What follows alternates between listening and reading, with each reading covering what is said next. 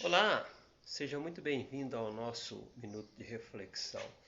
Hoje eu gostaria de falar para você uma reflexão que se baseia numa crônica, né? O Homem Sem Rosto. Quem era o Homem Sem Rosto? Era um homem que não tinha um sorriso, que não tinha uma expressão. O homem sem rosto, ele não tinha olhos, ele não tinha nariz, ele não tinha uma boca para falar e também não tinha orelhas. Ele viveu uma vida sem expressão, não deixou memórias.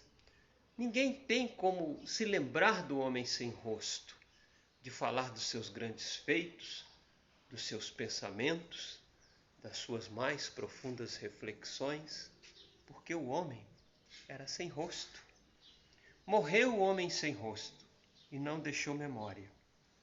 E o homem sem rosto no seu velório não tinha muitos amigos. Na verdade, tiveram que encomendar um carrinho e um funcionário público, porque ele não tinha amigos, é que levou o seu caixão para ser enterrado. Ninguém compareceu no velório do homem sem rosto. Talvez você esteja perguntando por que eu estou fazendo essa crônica sobre o homem sem rosto. Porque esse homem sem rosto pode ser eu, pode ser você. E com certeza, na nova geração, se Deus não mudar o nosso destino, nós teremos muitos homens e muitas mulheres sem rosto. Você já notou como que as gerações vão mudando? Eu um dia já fui criança e a minha relação com os meus pais e os meus tios era muito próxima, era visceral. Nós passávamos para os nossos filhos uma herança, um padrão de pensamento, valores, o que é certo e o que é errado. E as pessoas, a minha mãe sempre dizia, mamãe dizia isso, papai dizia isso, meu pai pensava assim, eu sou assim porque eu puxei o meu pai. Existia a expressão tal pai, tal filho, hoje isso não vale mais. Mas nós não temos ainda a ideia do que vai acontecer com mais uma geração, onde as pessoas crescem desligados do seu pai, educados pelo Estado. E hoje, na lei atual, já é obrigatório cuidar dos idosos. Um filho que não cuida do pai pode ser processado por abandono de incapaz. Ora, não precisava existir lei para isso, meu querido. O filho não cuidar do pai na sua velhice e na hora da doença, antigamente isso era inconcebível. Inconcebível.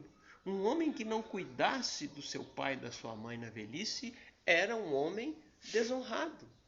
Hoje nós precisamos de uma lei para obrigar o cidadão a cuidar dos seus pais. Note, nós estamos nos tornando homens sem rosto. Sem rosto. E talvez você esteja perguntando, mas qual é a fonte disso? Por que isso é assim? É claro que nós, eu, você, nós terceirizamos a educação dos nossos filhos e deixamos que o Estado eduque. Depois nós perguntamos a nós mesmos onde eu errei. Eu ensinei o meu filho de uma forma e agora ele se comporta de outra. Não. Você dedicou talvez 2 horas da sua vida para o seu filho todos os dias chegando do trabalho cansado. Não estou censurando você, nem estou censurando a mim. Estou explicando a realidade. E o seu filho conviveu 8 horas com uma educação estatal, estudando de manhã, de tarde, e você achou bom porque alguém estava cuidando do seu filho enquanto você trabalhava. Mas o problema é que esse alguém que cuida do seu filho também coloca na cabeça dele as ideias. E nós somos fruto das nossas ideias. E de repente você se surpreende porque o seu filho não é aquele ser que você criou. E não é mesmo, porque não foi você que criou. Amém? É assim que funciona. Então, nós precisamos resgatar a ideia de passar para os nossos filhos as nossas tradições, os nossos pensamentos, a nossa maneira de viver a vida. Você talvez diga, mas eu tenho com meu filho um tempo de qualidade. São 2 horas só, mas são 2 horas intensas. Olha, você está enganando a si mesmo.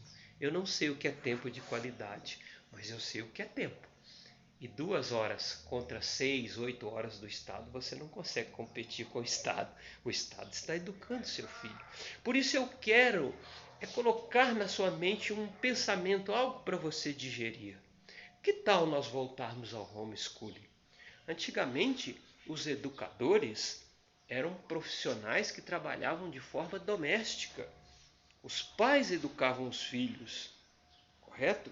Esse é o homeschooling. A ideia é fazer com que o seu filho seja educado em casa e depois faça um exame de suficiência no MEC. Ele não precisa frequentar uma escola para aprender a fumar maconha, para aprender sexo livre, qualquer coisa que depois vão te dar problemas. Não é verdade? Aí você diz, mas eu não tenho como educar o meu filho, não sou especialista. Na sua família, na sua vizinhança, tem um especialista. E poderia ser até um professor da sua confiança educando na sua casa ou na casa dele, como é no Paraguai. As escolas no Paraguai, elas são casas, residências. E olha como que o Paraguai tem muito mais tradição do que o brasileiro, apesar de lá estar num processo de destruição. Pesquise na internet sobre homeschooling. Pense nessa ideia. Quem sabe ainda há tempo de nós resgatarmos essa geração. Tá bom? Fique bem e fique com Deus.